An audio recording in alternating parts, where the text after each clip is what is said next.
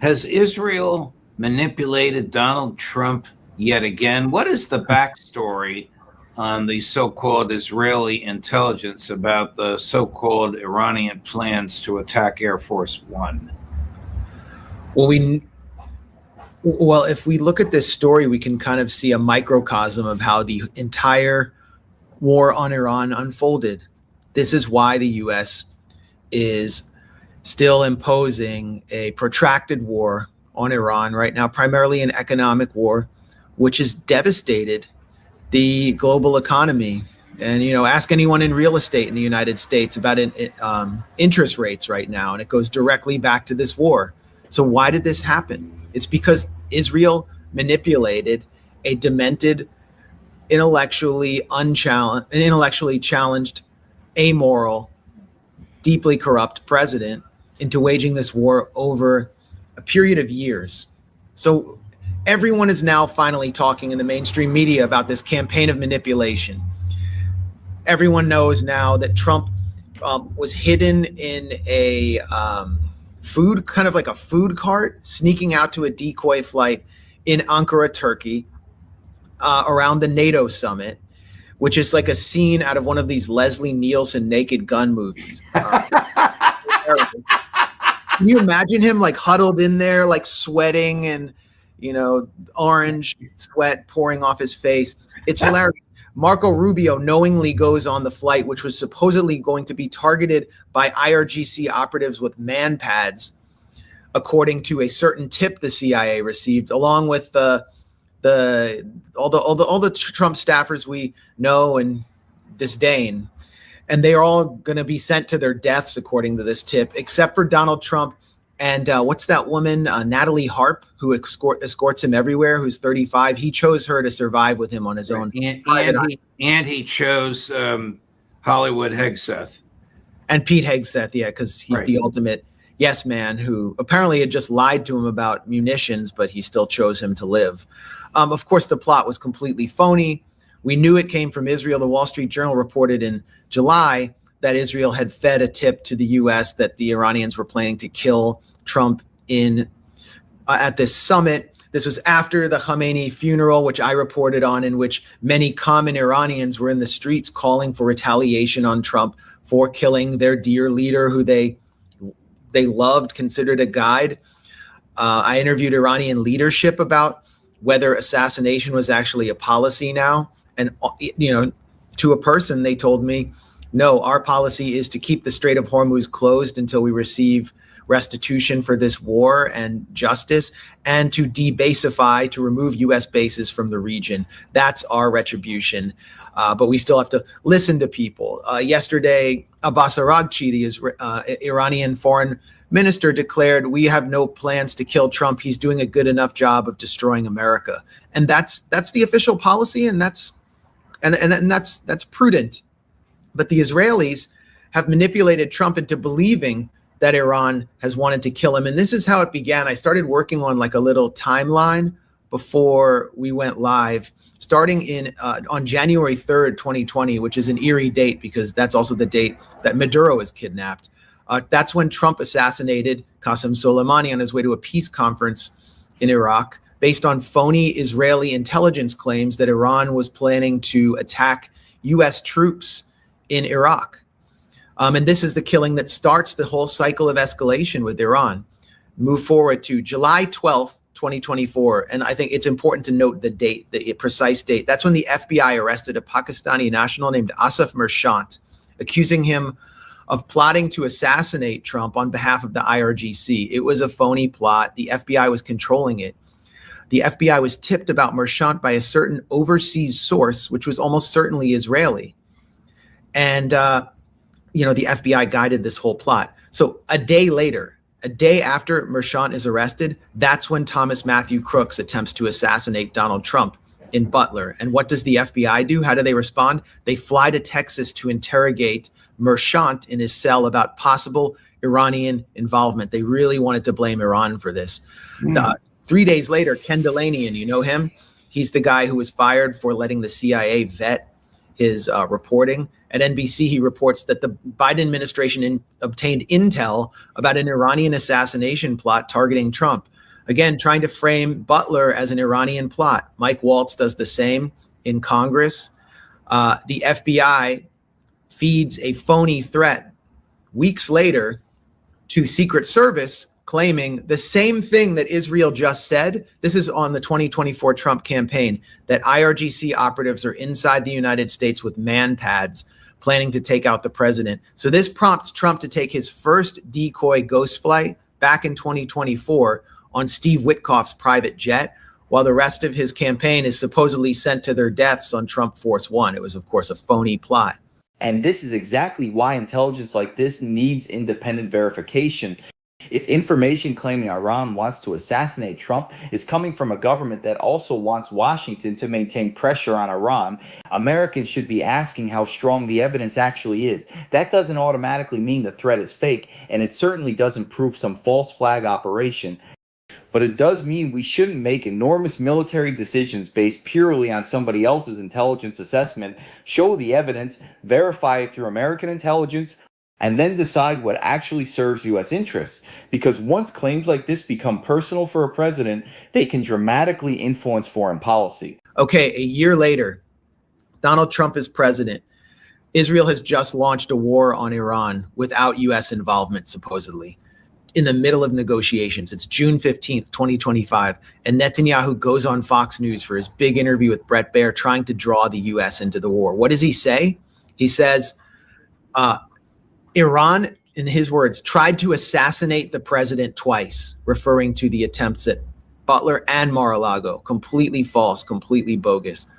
And then we have February 2026, when Netanyahu comes into the White House, sits in the Situation Room at the head of the table with Trump on the side, and provides Trump with more phony intelligence on how he needs to kill Ayatollah Khamenei and his Iranian leadership, and starts the war. The war was started based on this phony Israeli promise that regime change would ensue soon after these decapitation strikes. And now here we are. Iran is stronger than ever. It's emerging as a global power with the Strait of Hormuz closed. Its population is incredibly angry and indignant about that killing. They want revenge, and Israel has manipulated Trump all over again. And remember what Trump said after he killed Khamenei on February 28th, 2026. He said, I got him before he got me, indicating that Trump believes all the phony Israeli intelligence. So why wouldn't they have manipulated him again? But now the CIA has come out to the Washington Post and said, this was we have low confidence in this Israeli intelligence, and they're leaking to mainstream media, to the Washington Post and New York Times, that Israel is manipulating Trump to keep him in the war. And there's another reason why Israel fed this phony intelligence to the Secret Service.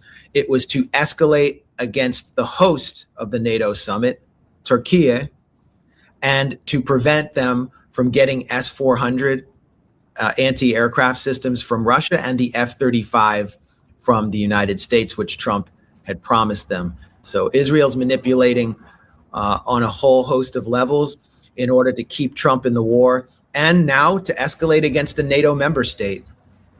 How does he reject the advice and guidance of his own CIA? What does he say to Ratcliffe, who's pretty much a lackey of his, when he prefers the absurdities of Mossad to the investigation of his own intelligence people? Yeah, I think it's really sad that, during the Iraq War, there was Ambassador Joe Wilson, someone who emerged from the national security and diplomatic establishment, who emerged as the whistleblower of the war and blew the whistle on the phony claims of, yellow cake from Niger and the right. There's no one like that in this war. No one has emerged from the CIA, the NSC, the State Department to blow the whistle on all the phony intelligence. But now, as I said last week, the White House is leaking like a 19th century submarine. And I mean, there's a cowardice within the national security state in their failure to stand up to Israel. They were advising against this war from the beginning. The Pentagon Joint Chiefs were against the war. Dan Kane was leaking from the beginning, but Dan, he was leaking that there aren't adequate munitions before the war was even launched. His career should be destroyed, along with Bradley Cooper's. Their reputation should be destroyed. It is.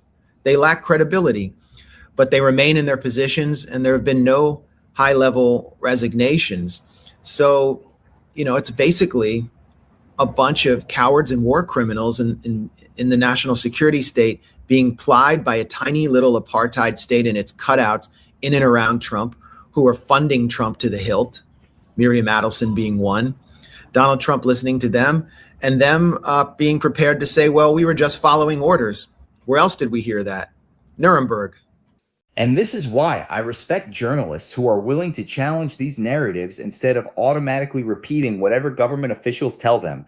You don't have to agree with Max on every conclusion he reaches, but if intelligence is being used to justify military escalation, then journalists absolutely should investigate where that intelligence came from, who benefits from it, and whether American agencies actually believe it. That's especially important when the public itself is deeply skeptical of another prolonged conflict. The bigger concern for me is whether the president is receiving competing viewpoints or surrounding himself only with people telling him what he already wants to hear. Foreign governments will obviously advocate for their own interests. The American president's responsibility is to separate their interests from ours. And if Washington can't do that, then America First becomes nothing more than a campaign slogan. Right. Now, you talk about senior military officials being fired. Shouldn't the captain of the USS Abraham Lincoln be fired for the deplorable conditions that he's putting the young soldiers and Marines through?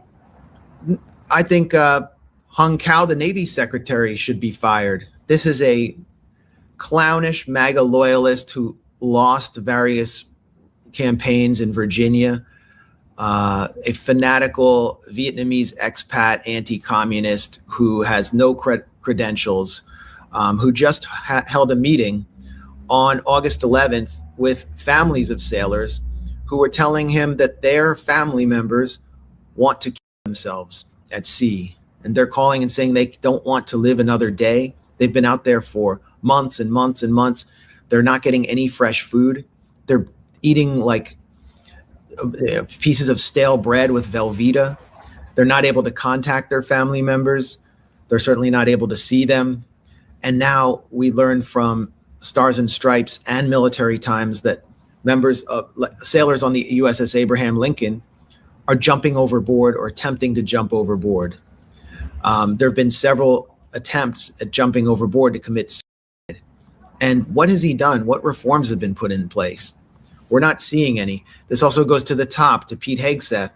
And it's really just about the war. The USS Abraham Lincoln is attempting to impose a naval siege on Iran. It can't operate near Iran because of Iran's standoff weapons. It's unclear what effect it's even having. There have been fires on previous ships, on previous aircraft carriers that have been set by sailors to try to end their mission. And they've reached the limit that the human psyche can withstand. Now, one thing that I think would improve morale and actually enable these sailors to withstand such a grueling mission would be a just war that was actually defending the country that they come from. Right. And I think that's the subtext here, is these sailors know they're fighting a failed war for a psychotic little apartheid state that controls the president that is not the United States. They know, but they can't say that publicly. Iranian sailors and members of the Iranian Navy and IRGC that are, getting bombed in the south around Sirik and Keshem Island and all around the Strait of Hormuz, they're eating a similar diet. They get like 2 hard-boiled eggs and a piece of bread a day. Actually, some sailors put out on social media that that's their diet, but they know they're defending their country. Their morale is high because they know they're actually fighting for a cause they believe in. And so that's the subtext in the issue here, is these sailors know they're fighting for absolutely nothing in a glorified mercenary army, and their needs and their psychological and basic physical needs are not being cared for. They're just cannon fodder for Israel. Here's a producer of a documentary on the USS Abraham Lincoln summarizing what he has found and what he has been told. Chris, number 8. You guys, there's a mental health crisis happening aboard the USS Lincoln in the Middle East that no one is talking about, and mainly because the Navy's pretty much quashing it. You will read online about food shortages, supply shortages, poor morale among crew members. That's because they've been at sea continuously for 250 days. They've been deployed a total of 271 days, 250 without a port of call. That's unheard of. Normally, they would go to port every 3 to 6 weeks. They have not been to port in 38 weeks. Keep in mind, there are 52 weeks in a year. And yes, the showers are moldy. They are eating basically like a gruel kind of slop at this point. There's no deodorant. There is no toothpaste. My nephew has a friend on board there, and I was basically hearing updates last week when I was in the States in real time. They're not talking about the mental health crisis. 6 people have tried to jump off that ship. The most recent was last Monday. You know, when you have not touched land in 38 weeks, in over 200 days, things start to happen to you mentally. You know, combine that with exhaustion and deadly mistakes start to happen. So, you know, this is how the Department of War, this is how Donald Trump treats our servicemen and women whose lives are already being put in harm's way for a bullshit war of aggression that was supposed to be over in a matter of weeks. We are further putting their lives at risk out of sheer ineptitude and neglect. It defies logic, it defies reason, and it defies basic humanity. And if these reports about conditions aboard the Lincoln are accurate, this should be treated as a serious leadership failure. These are American service members.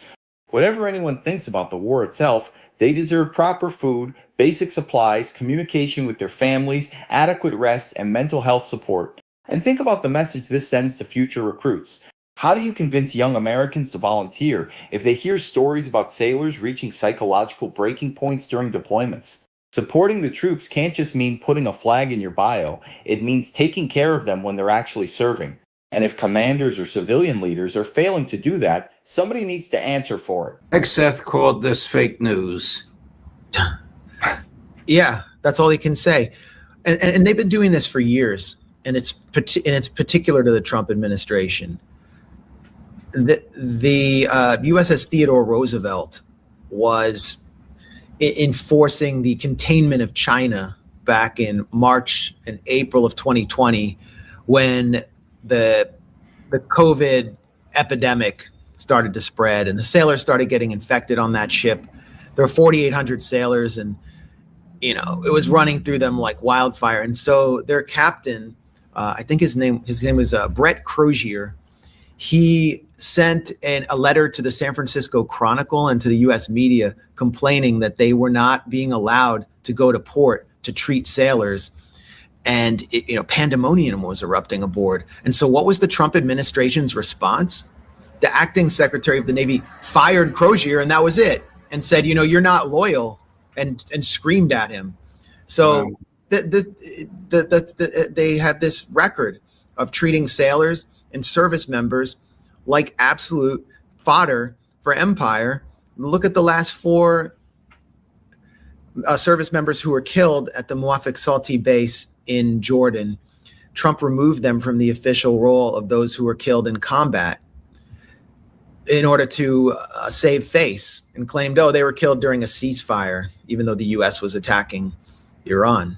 Wow. These were mostly black and brown service members who likely joined the U.S. military not because they wanted to fight for their country in an Israeli proxy like Jordan, but because they wanted to move up in class and have a more secure future in a glorified mercenary army. And now they're dead.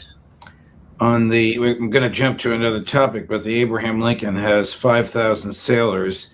You have 7 suicide attempts, more than 1 per 1,000. I never heard of that, even in the worst times in the U.S. military. And your point is right on. They're not fighting for a war they believe in. They're fighting Netanyahu's war, and they know it.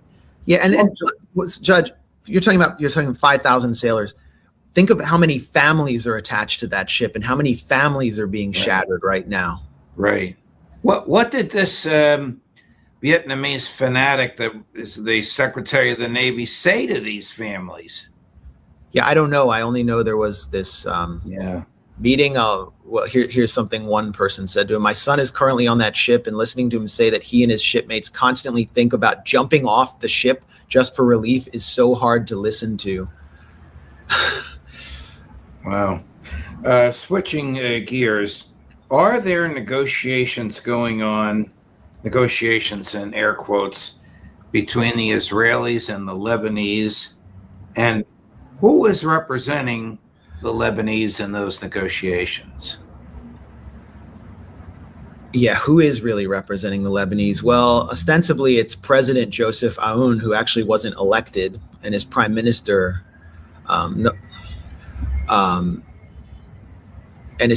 who also represents no party and was not elected. But we published a piece by Wyatt Reed at the Gray Zone, which identifies the hidden hand behind those negotiations to violate Lebanese law, violate the Lebanese constitution, and normalize with Israel while Israel is violently occupying southern Lebanon, blowing up at least 24 ancient Lebanese villages in southern Lebanon to ethnically cleanse the Shia population. In the midst of all this, there is enormous momentum to normalize with Israel. There was just a meeting in July at a restaurant at the Four Seasons in DC. Several U.S. senators, Democrat and Republican, were there.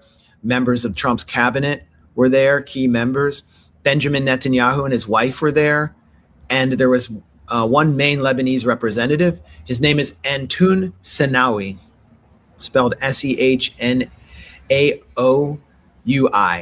And Wyatt Reed kind of tells the story of Senawi and how he has established a kind of secret army of media operatives, propagandists, even former U.S. Treasury officials, and militiamen to advance these illegal normalization initiative. Senawi has been exposed most prominently in a 5-part series by the French publication L'Orient Today. And what we did was sort of summarize and synthesize that investigation and build off it to explain how he has recruited operatives from WINEP, or the Foundation for the Defense of Democracies, which are two of the key Israeli-run or aligned think tanks in Washington, to push for normalization with Israel. And he's paid Treasury officials to debank banks that are linked to Shia institutions in Lebanon. He has a private fascist Christian militia called the Soldiers of God, which has defended his banks, which have been blamed for the financial crash that destroyed Lebanon's economy back in 2019. Aye. And he is married or is in a romantic relationship with Morgan Ortagus, who was Trump's envoy to Lebanon and really remains one of the most influential figures pushing Trump's policy on Lebanon. She is an evangelical Christian convert to Judaism who, after the killing of Hassan Nasrallah, Hezbollah's leader, she went to Israel and urged Israel to attack his funeral at Sports City Stadium in Beirut, which would have killed thousands of civilians. An absolute fanatic. This will tell you everything about Senawi. He appeared with her at their coming out party, was earlier this year in April at the Holocaust Memorial Museum in Washington. Oh. He was, as a ostensible non-Jew, inscribed onto their wall of donors.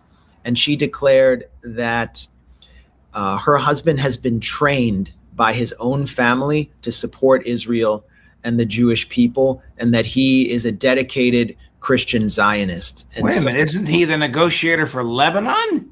He's not the negotiator. He's actually not, he may not even be allowed in Lebanon, but this is a billionaire, corrupt banker who is paying all of the propagandists and people pushing the normalization from within Washington, and paying and enticing figures in Beirut. So he's sort of the power behind the throne.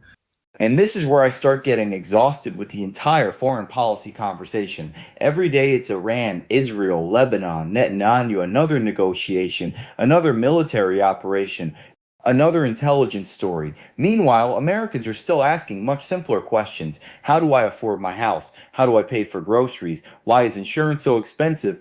Why are we running enormous deficits? And when is Washington going to spend this level of energy fixing problems here? Now, obviously, the United States has interests overseas. We can't pretend the rest of the world doesn't exist. But there has to be a point where American leaders ask whether every regional dispute requires our money, weapons, diplomatic attention, or military involvement. And with Lebanon specifically, if there are powerful outside interests influencing negotiations, then journalists should investigate that. Who is representing whom? Who is funding whom? What interests are actually being served? Those are fair questions, but we also shouldn't jump from suspicious relationships directly to declaring somebody a puppet without evidence. That's exactly why transparency matters. The United States should be able to maintain relationships with allies, including Israel, while still saying no when another government's priorities don't match America's. That's what an independent foreign policy looks like. And frankly, I think a lot of Americans are tired of feeling like foreign conflicts dominate Washington while domestic problems keep getting pushed further down the list. So I'm curious what you guys think. Do you believe America's involvement in these Middle Eastern conflicts has become excessive, or do you think maintaining this level of involvement is necessary for U.S. security? And what do you make of the intelligence claims discussed earlier in the video? Let me know in the comments. If you enjoyed the breakdown, hit the like button, subscribe to the channel, and I'll see you in the next one.